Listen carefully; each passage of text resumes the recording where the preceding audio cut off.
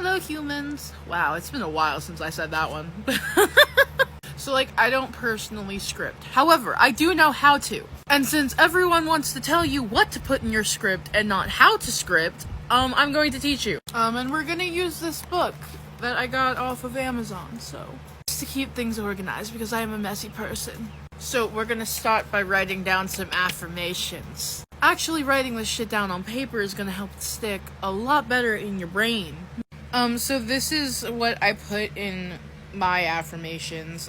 Don't mind my very shitty handwriting. Now, for clarifications about affirmations, you can have negative words like no and couldn't, and you can have negative words. I don't know who said that you couldn't, but a lot of people think that you can't. The only thing your affirmations have to be is certain. I will, I am, I won't, I can't. They just have to be statements that are certain. Hello humans, part 2 of explaining scripting. Shifting quote-unquote essentials. This isn't a necessary part of scripting, but it's helpful to keep track of, the stuff that you use. These are some things that I wrote down. I don't necessarily use them, I just wrote them down to maybe give y'all ideas. Oh, and keep in mind that none of this is actually a necessity, you don't need this. It's literally just the tools that you use specifically. If you use music, you should write down that you need music. I have water on there because, sometimes when I wake up, I have a horrible headache from dehydration. It's important to stay hydrated in general, but, waking up from that, it's bad. Drink your water. Stay hydrated. But these essentials can literally be anything, so. In part 3, I'm gonna be talking about shifting methods, so. Hello humans, welcome to part 3 of explaining scripting. Sorry if this seems scattered, I'm just doing it in the order that it has it in the book, so this one might take a few parts, because we're talking about shifting methods. And there are a lot of methods. I personally don't really use a method, but yeah, I can explain some. Okay, so remember that writing this stuff down isn't necessary, it's just a lot easier to keep track of, what works for you. So you can take the parts of the methods that work for you and, make your own. That is perfectly fine. There are no rules to how you can shift, so. Also, if you want me to go into more detail, I will. But, I also wrote down the instructions and I marked which ones worked for me on the paper, so. Next part is the actual script, so. Hello humans, welcome back to me teaching you how to script. Disclaimer, there are no rules to shifting and you can do anything. Anything that helps you. Yeah. This is just how I personally would do it. So, we're gonna actually get to the actual scripting this time. This is probably gonna be in more than one part. Here are some tips that the book gives for pre and post shifting. Just whatever works for you. Again, there's no real rules.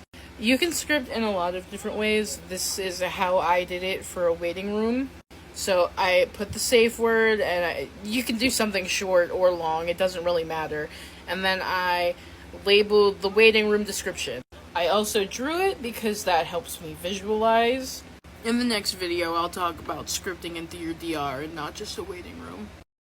It has been forever since I did this series. However, it must be done because no one else is going to teach you how to script. Everyone's just put this in your script, put that in your script. Well, no one knows how to script. Anyway, this is part 2 of doing the actual scripting. This is probably going to be the last part, considering that I have the 3-minute feature, so it makes things go a lot faster. Let's start with scripting your DR self. You can do this plenty of different ways. You could just write down your personal information, name, description, any other kind of, information that you might need listed, like say a quirk or a Nen ability or any other ability that you're gonna need in the universe that you're going to. You don't really have to get very detailed with your appearance if you don't want to. You could just list them out, list your abilities out like this, or you could draw it. That works too. I know a lot of people like to script their character relationship headcanons, and including having a romance with their comfort character, which, nice. And there's plenty of different ways to do that. You could list them like this, labeling what their relationship would be. You could make a shipping chart or a character relationship chart. I don't know. Is that too old of a concept? I remember that back in my Undertale middle school days. Anyway, moving on. You could also make it a little bit more detailed. Oh, excuse me. By describing in paragraph form how exactly you want your relationships to turn out and to play out. And, next we have scripting scenes out for your DR. Scenes that you want to happen. Now, I call this a movie script-esque kind of setup for a script, because in creative writing, I had to write a movie script once.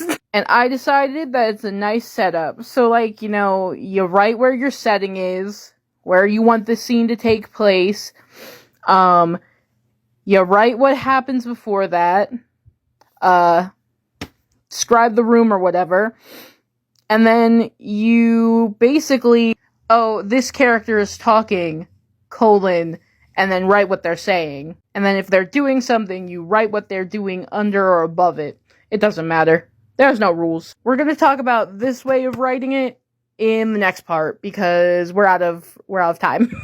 The actual script, part 3.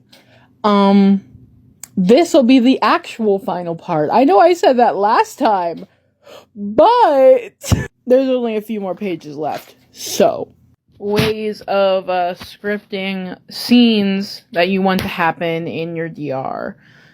We already went over this. I called this the movie script. Yeah. You know what I mean. You probably watched the last video. It's fine. This way, I call the beginner roleplay scripting, because this is how a lot of beginner roleplays start.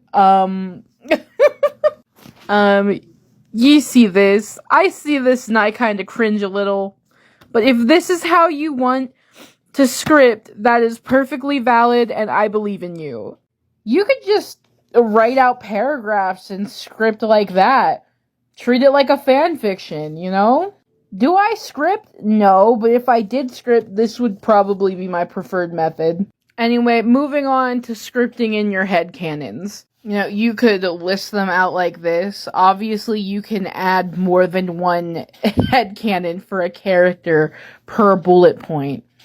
But this is just how I wrote it down for the example. Or you could write them down, and under the character's name, you could write all of the traits that they have, and, what headcanons you have for their race as well. Add as many headcanons and traits as you want to whatever character that you want to. This is your script. This is your DR.